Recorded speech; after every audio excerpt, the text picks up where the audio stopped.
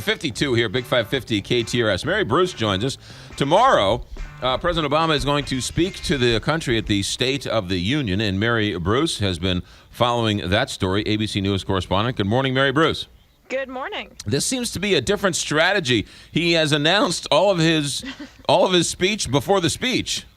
Yeah, a bit of a change in tactics here. Certainly makes it easier for all of us who are trying to preview the speech and figure out every year what's going to be in it. Well, this year, he's been on the road for weeks now, outlining all of these proposals. There will still be some new items tomorrow night, but normally he doesn't do this until after the speech when he hits the road. So now we have a pretty good sense of what's going to be in there. A lot of initiatives and proposals aimed at growing the middle class, boosting wages and economic mobility, because the president, we expect tomorrow night, will declare that the economy is back, that there's been a huge economic resurgence, and then he's going to outline all of these steps to make sure that average Americans, middle-class Americans, are actually feeling that economic growth in their wallets. Is the idea of releasing this beforehand to get, more bang for his buck, to get people talking about it before, during, and then after?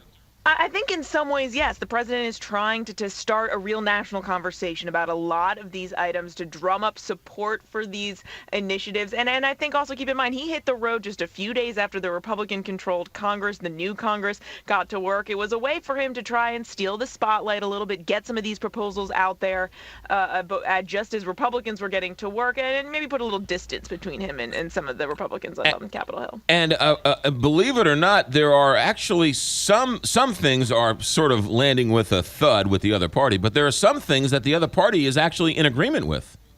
There are a couple areas of rare compromise here, some potential, so I'd say there's some cautious optimism here, because keep in mind, both parties want to show, especially heading into 2016, that they're actually able to get something done in Washington. But there are certainly a fair amount of pie-in-the-sky ideas in the president's proposals here. I mean, one of them, he got a lot of buzz last week when he announced plans to create 2 years of free community college for most students.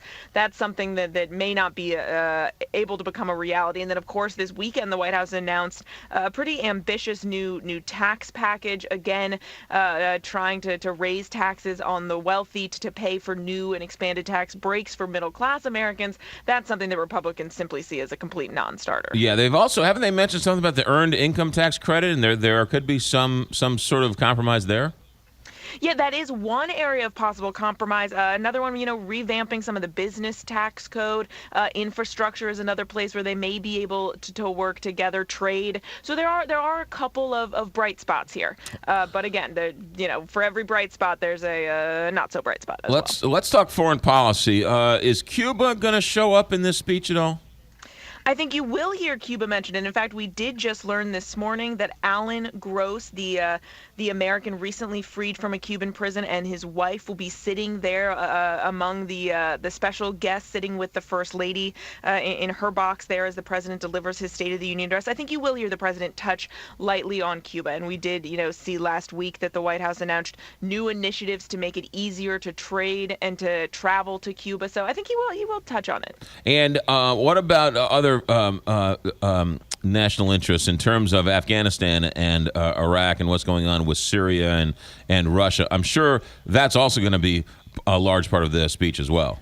Absolutely. While I think there's been a lot of focus on the president's domestic agenda, of course, he will talk about those foreign policy challenges, the rise of ISIS. Of course, everyone still in shock and responding to those horrific attacks in Paris. So there will be a large focus on that as well. And of course, the winding down of the war in Afghanistan. Those are all things that the president will inevitably touch on as well. And it's one of the few constitutional things he must do, right? One time a year, he must come and give a report to the Congress.